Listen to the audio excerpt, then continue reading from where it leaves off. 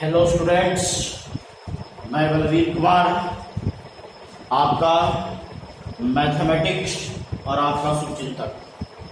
हमने आपसे कहा था कि इंटीग्रेशन के साथ साथ आपको हम अलजेब्रा के टॉपिक को भी बताएंगे। तो आज अलजेब्रा कि जिस टॉपिक के बारे में स्टडी करने जा रहे हैं वह है डिटर्मिनेंट्स। इन शॉर्ट इसको डीटी बोलते हैं, शॉर्ट में इसको डीटी बोलते हैं। हम लोग पहले डिटर्मिनेंट्स के बेसिक कंसेप्ट को समझेंगे। तो इसका बेसिक कंसेप्ट ये है कि डिटर्मिनेंट्स एक एक्सप्रेशन है, डिटर्मिनेंट्स एक एक्सप्रेशन है और यह एक्सप्रेशन नंबर्स का स्क्वायर अरेंजमेंट है। नंबर्स के स्क्वायर अरेंजमेंट का मतलब हो गया कि उस एक्सप्रेशन में जितना रो रहेगा उतना ही कॉलम रहेगा और जनरली इसको डेल्टा और डी से डिनोट किया जाता है। तो आपको सिंपल वे में बता देते हैं, दिमाग में इस बात को आप सेट रखिएगा कि दो डिटर्मिनेंट का फेस कैसा होता है। तो दो वर्टिकल लाइन रहेगा, उसमें नंबर रो और कॉलम की फॉर्म में रहेगा। दो पुनः रिपीट कर देते हैं, दो वर्टिकल लाइन रहेगा, उसमें नंबर रो और कॉलम की फॉर्म में रहेगा और जितना रो रहेगा उतना ही कॉलम होगा, तो वो डिटर्मिनेंट्स होगा।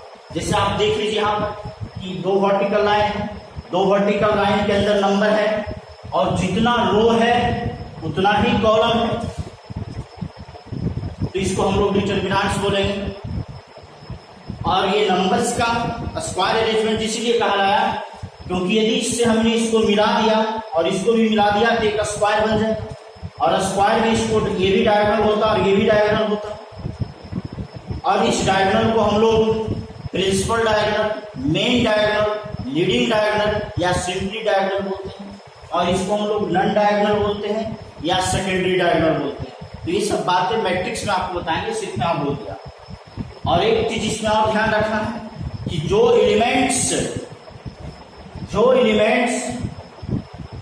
हॉरिजॉन्टल लाइन के अलॉन्ग आएगा उसको रो बोलेंगे। तो देख रहे हैं कि ये हॉरिजॉन्टल लाइन के अलॉन्ग हो रहा है, इसको रो बोलेंगे।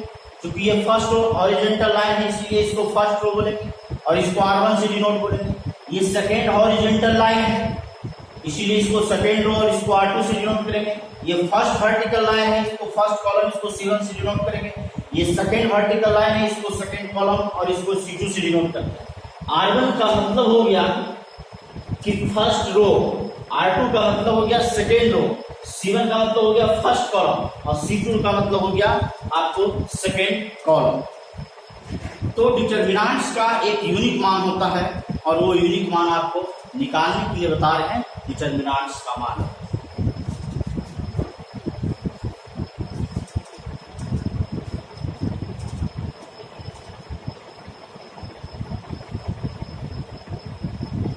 जिसमें हम लोग रिजल्ट फर्स्ट की बात करेंगे।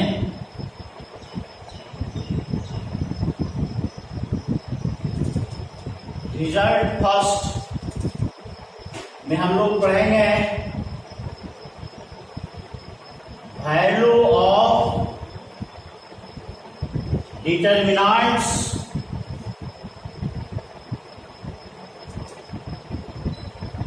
Value of determinants of order 2। Order 2 के डिटर्मिनेंट्स का मतलब हो गया कि उसमें जितना ऑर्डर 2 के डिटर्मिनेंट्स का मतलब हो गया कि उसमें दो रो और दो कॉलम। तो हमने एक डिटर्मिनेंट्स लिया, उसमें लिया A, B, C और D। तो एक ऐसा डिटर्मिनेंट्स ये है कि जिसमें रो दो है और कॉलम भी दो है। तो इसका मान निकालने का तरीका होता है, इस डिटर्मिनेंट्स का वैल्यू निकालने का तरीका होता है कि आप दिस को दैट से मल्टीप्लाई करें। तो A इंटू डी माइनस, बीच में माइनस का सिंबल देते हैं, दिस को दैट से मल्टीप्लाई कर देते हैं B इंटू सी। तो इस तरह से हम लोग ऑर्डर 2 के डिटर्मिनेंट्स का वैल्यू निकालते हैं। ऑर्डर 2 का मतलब हो गया कोटि 2 का सारणी। ऑर्डर का हिंदी कोटि होता है, डिटरमिनेंट का हिंदी सारणी होता है। कोटि 2 का सारणी, कोटि 2 बोले तो उसमें 2 रो और 2 कॉलम होगा। रो का मतलब पंक्ति और कॉलम का मतलब स्तंभ होता है, और उसका वैल्यू निकालने का तरीका ये है। इस पर हम एक एग्जाम्पल आपको दे रहे हैं। Example first, evaluate cos theta minus sine theta sine theta cos theta, इसका वैल्यू निकालना है। हमने let delta is equal to cos theta minus sine theta sine theta और cos थीटा।